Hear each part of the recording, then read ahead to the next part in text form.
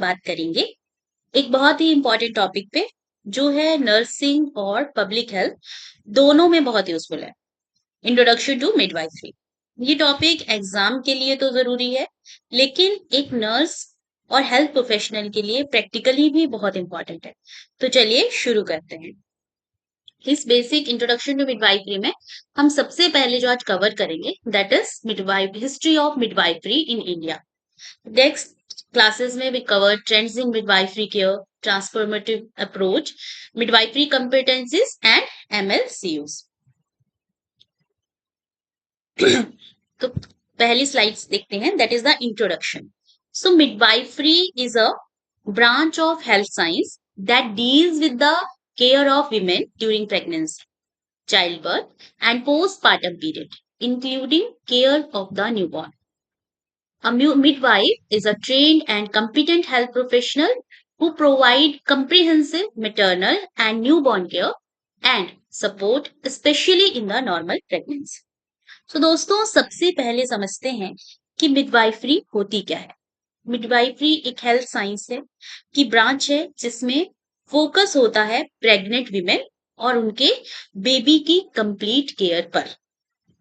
यानी एक midwife pregnancy के टाइम मींस एंटीनेटल के टाइम, डिलीवरी के वक्त मींस इंट्रानेटल और डिलीवरी के बाद पोस्ट नेटल मदर और बेबी दोनों का ख्याल रखती है या उसको केयर प्रोवाइड करती है। तो अगर हम सिंपल शब्दों में बोले तो मिडवाइफरी का मेन मोटिव होता है safe motherhood and healthy newborn का इंश्योर करना। Next is the definition of the midwife. So, definition of the midwife से पहले हम डिस्कस करते हैं कि midwife कौन है।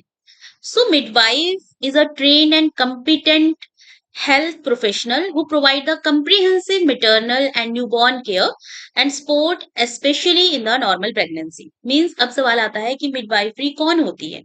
मिडवाइफ एक ट्रेन हेल्थ प्रोफेशनल होती हैं जो मदर को पूरा सपोर्ट देती हैं from pregnancy to postpartum. Means उनका स्पेशल जो फोकस होता है वो नॉर्मल प्रेगनेंसी और नेचुरल डिलीवरी पर।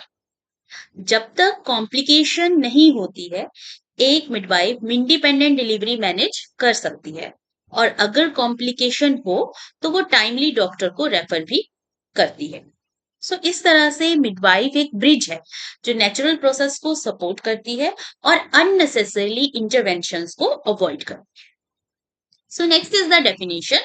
So this definition was given by International Confederation of the Midwives, means ICU.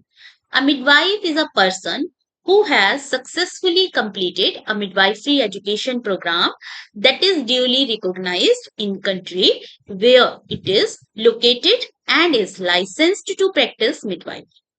She is able to provide care during pregnancy, labor, birth, postpartum period and also provide family planning and newborn care. So ICM के according midwife वो है जिसने एक proper education programme complete किया हो, जो country के health council से रिकॉग्नाइज्ड हो और जिसको लाइसेंस मिला हो प्रैक्टिस करने का। उनका काम सिर्फ ये नहीं है कि सिर्फ डिलीवरी करवानी है, वहां तक सीमित नहीं, बल्कि antenatal care, intrapartum care, post natal care, family planning services और न्यूबॉर्न केयर भी इंक्लूड होता है। मतलब एक मिडवाइफ एक कंप्लीट पैकेज होती है जो मदर और बेबी दोनों की जर्नी को सेफ बनाती है।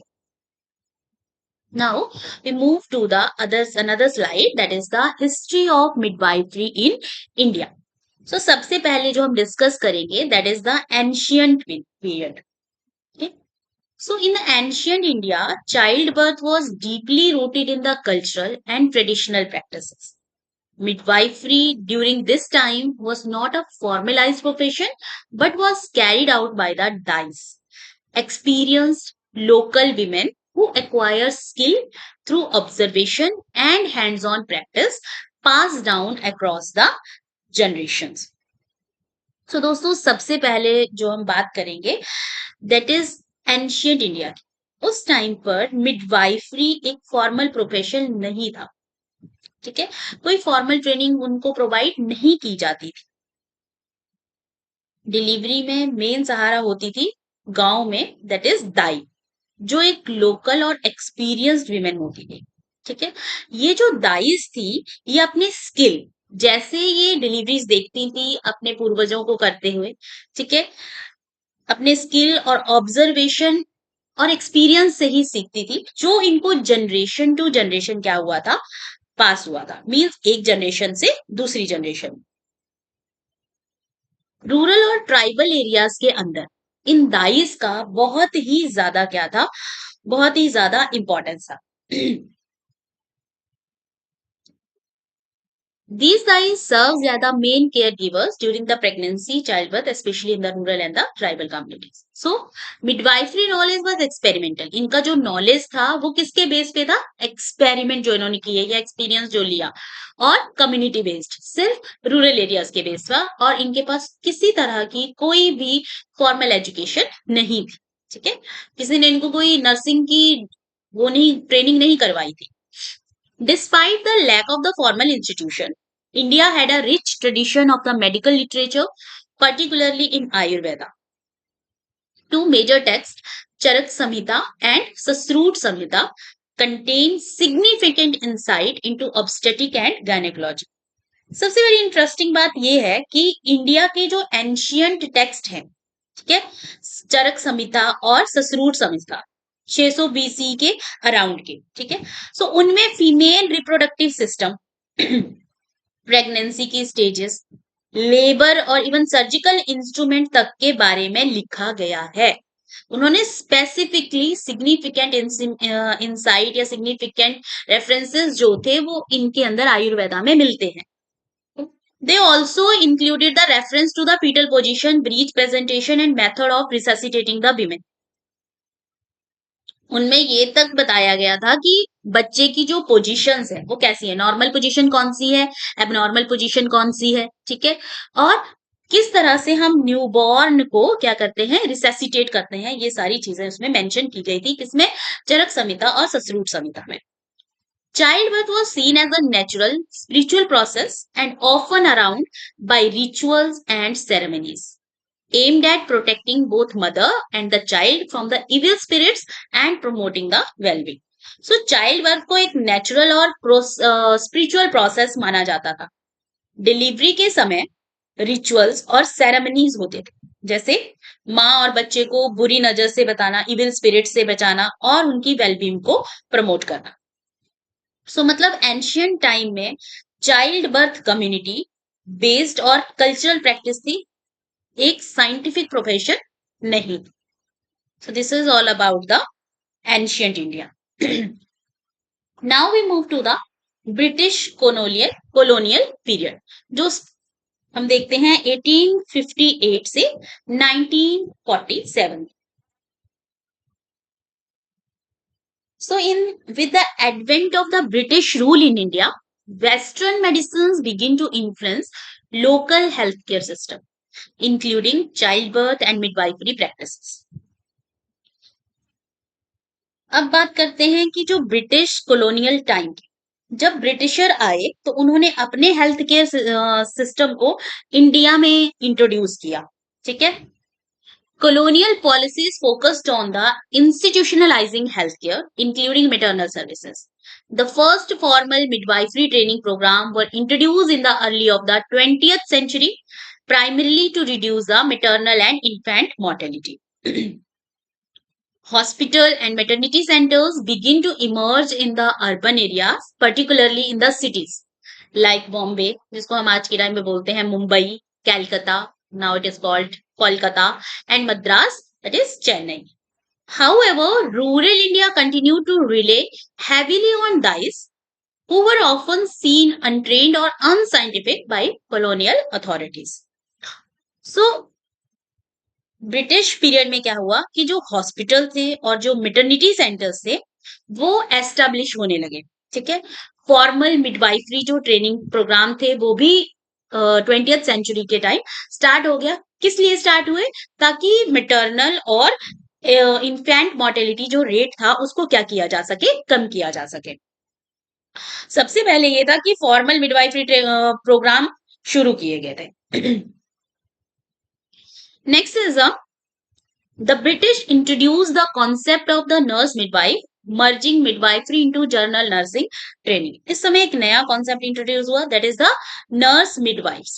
ठीक है, मीन्स मिडवाइफरी को नर्सिंग के साथ मर्ज कर दिया गया ताकि इंडिपेंडेंट मिडवाइफरी धीरे धीरे डिक्लाइन कर जाए। ठीक है, this led to decline independent midwifery and a move towards hospital based and medicalised childbirth. The government of midwifery schools were established, but access remained limited to the urban population and allies. And the public health programs like Lady Health Visitor, जिसको हम LHV बोलते हैं, scheme aim to train the women for the rural health work, but midwifery remained under prioritized. Government ने midwife schools establish किए, लेकिन access सिर्फ elite तक, urban elite तक ही सीमित रखा, रूरल तक नहीं गया। ठीक है, रूरल एरियाज में अभी भी दाइज ही डिलीवरीज करती थी। सो ब्रिटिशर्स को इनकी और ब्रिटिशर्स जो थे वो इनको क्या करते थे, अनसाइंटिफिक मानते थे। ठीक है, इस टाइम पर जो लेडी हेल्थ विजिटर स्कीम जो है वो स्टार्ट हुई, शुरू की गई, जिसमें विमेन्स को ट्रेन किया गया ताकि रूरल हेल्थ सर्विसेज इंप्रूव की जा सके, लेकिन मिडवाइफरी फिर भी एक प्रायोरिटी नहीं बनी इसमें। So that is all about the British colonial period. Now we move to the post-independence era, that is 1947 to 2000. So after gaining independence in 1947, जब इंडिया आजाद हुआ, India recognized the urgent need to improve the maternal and child health, especially in the undeserved rural areas. So India में बहुत ज्यादा जरूरत थी इसकी, ताकि maternal और जो चाइल्ड हेल्थ है, ठीक है, मेटर्नल और चाइल्ड हेल्थ क्या हो पाए, इंप्रूव हो जाए, क्योंकि उस टाइम एमएमआर रेट और आईएमआर रेट बहुत ज्यादा था। कहां पर, रूरल एरियाज के अंदर। National health program prioritize the reduction of maternal and infant mortality rate. ठीक है, नेशनल हेल्थ प्रोग्राम्स को प्रायोरिटाइज किया गया, ठीक है, ताकि आईएमआर और एमएमआर को क्या किया जा सके, रिड्यूस किया जा सके। Midwifery was integrated into the curricula of general nursing and midwifery and auxiliary nursing programs. ठीक है, मिडवाइफरी को इंटीग्रेट कर दिया गया किसके सिलेबस के अंदर, जीएनएम सिलेबस के अंदर और एएनएम सिलेबस के अंदर। ठीक है, जो आप पढ़ते हैं last year of the GNM और last year of the ANM के टाइम पे। The A&M cadre became the backbone of the rural maternal health care. इसके बाद क्या हुआ कि जो A&Ms थी वो क्या बन गई, रूरल हेल्थ की बैकबोन साबित हुई। These nurses, क्योंकि ये नर्सेस को हम पोस्टेड करते थे सब सेंटर्स में, जहां पर वो क्या करती थी, अकॉर्डिंग टू द इंफ्रास्ट्रक्चर अपने जो पेशेंट्स थे उनको केयर प्रोवाइड करती थी, बेसिक केयर जैसे एंटीनेटल केयर, इम्यूनाइजेशन और जो भी बेसिक केयर थी वो वहां पर प्रोवाइड करती थी। However, these midwives were not given independent authority. इनको कोई midwifery को independent authority नहीं दी गई, क्योंकि most जो deliveries थी continued by the overseen by the general. बहुत सारी जो भी deliveries थी वो कौन देखती थी, जनरल नर्सेस जो थी वो देखती थी, और जो midwives थी वो अपनी autonomous जो उनकी dignity identity थी उसको वो lost करती जा रही थी. The focus shifted from traditional women centered birthing support to more technical medicalized hospital based service. Previously क्या था कि सारी जो चीजें थी वो दाइज करती थी और वो ट्रेडिशनल मेथड के थ्रू डिलीवरी कराती थी, बट नाउ अब क्या हो गया, विमेन सेंटर्ड बर्थिंग हो गई। ठीक है, टेक्निकल चीजें, ये टेक्नोलॉजी उसमें इन्वॉल्व हो गई, ठीक है, दवाइयां इन्वॉल्व हो गई और हॉस्पिटल सर्विसेज जो थी वो इसमें involve. There was little policy emphasis on developing professional midwifery as a distinct career path or the specialty. ठीक है, यानी फोकस जो था वो चेंज जब हुआ तो मिडवाइफरी की आइडेंटिटी एक डिस्टिंक्ट करियर पाथ के रूप में क्या हो गई, खत्म हो गई। So that is all about the post independence era. Now we move to the last, that is the 21st century, mean 2000 onward.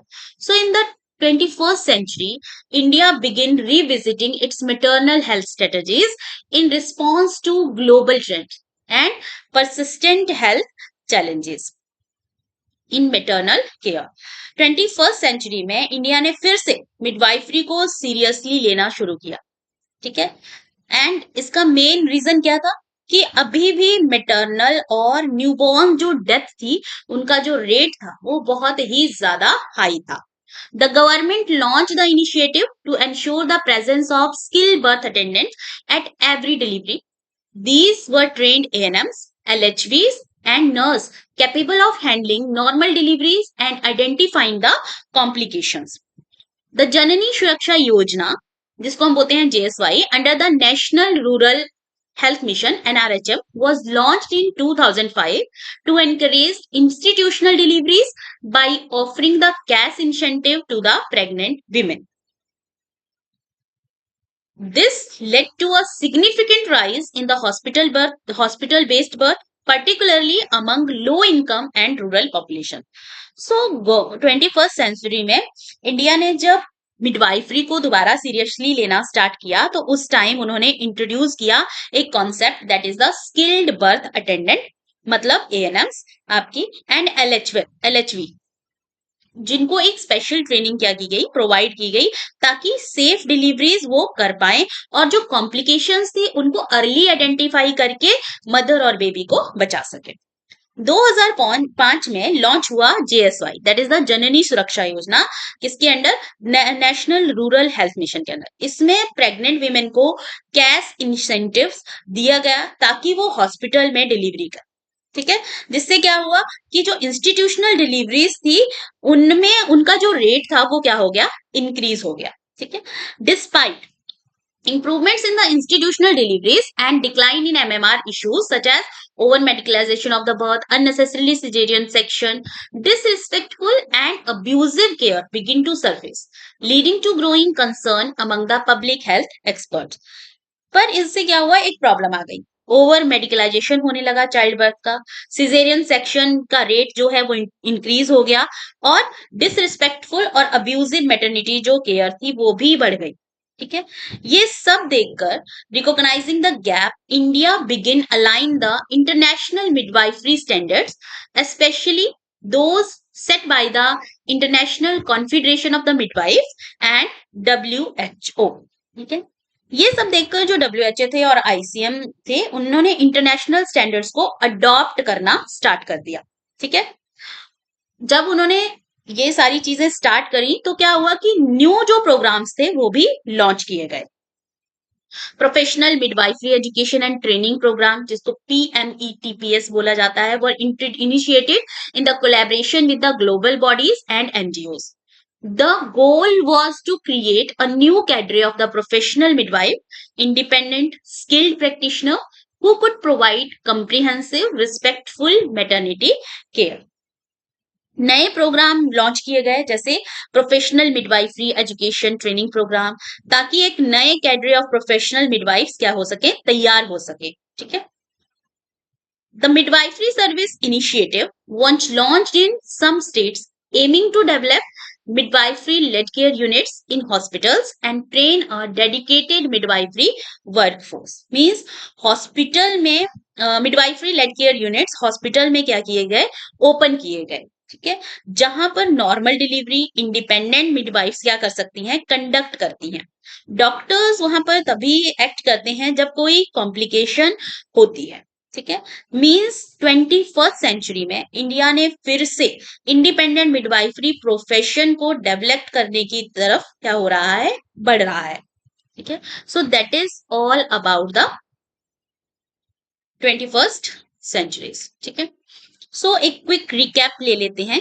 कि जो एंशियंट पीरियड था उसमें दाइस थी कम्युनिटी बेस्ड आयुर्वेदिक टेक्स्ट और रिचुअल्स को फॉलो किया जाता ब्रिटिश पीरियड में western medicine formal training nurse midwives और हॉस्पिटल और LHV स्कीम्स जो थी वो रन किए गए पोस्ट इंडिपेंडेंस में ANM और GNM ट्रेनिंग और सब सेंटर्स और हॉस्पिटल बेस्ड सिस्टम जो था वो इंक्रीज हुआ और 21st सेंचुरी में स्किल्ड बर्थ अटेंडेंस, JSY और इंस्टीट्यूशनल जो डिलीवरीज थी उनको इंक्रीज किया गया और MLCU जो थे वो स्टार्ट किए गए. सो that is all about the today class. Hope so आप लोगों को समझ आया होगा कि हमने किस बारे में डिस्कस किया. ठीक है. अगर आपको ये वीडियो पसंद आई हो तो लाइक, शेयर और सब्सक्राइब करना ना भूलें ताकि और भी नर्सिंग और public health topics simple language में आप तक मैं पहुंचाऊं. Thank you so much.